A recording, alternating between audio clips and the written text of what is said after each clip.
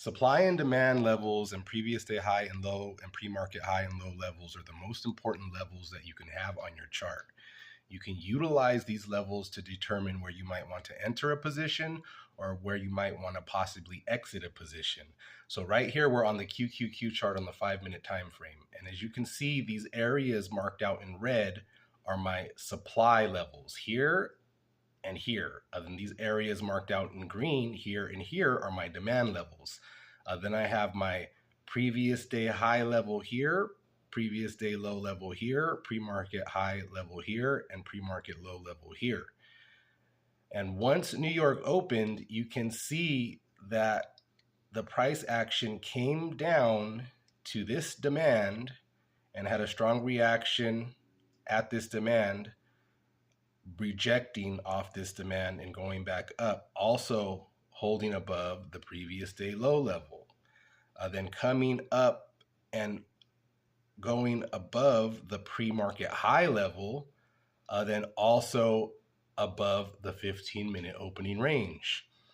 Once I saw that we had the reaction off the demand above previous day low, the price action came and went above the pre-market high level and the 15-minute opening range, that was confirmation to me that the market will most likely continue to go up. Now, I did have this supply zone here that I waited to see what the price action would do once we hit this supply, if it would get a strong reaction and reject, or if it would just go through the zone. And as you can see, it went right through the zone, turning this supply zone into a demand zone.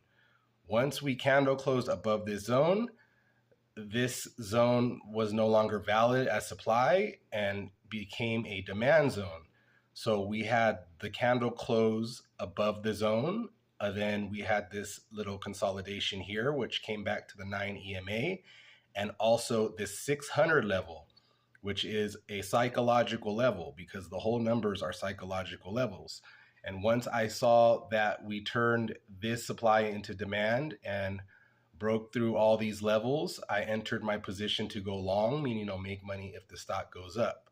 I then put my stop loss below the 9 and 21 EMA, and I got a 1-to-2 risk to reward ratio on this trade using levels and understanding the price action in conjunction with the levels. So if you guys want to learn about levels and other easy to understand concepts and strategies, then shoot me a follow, like, subscribe, and share the video.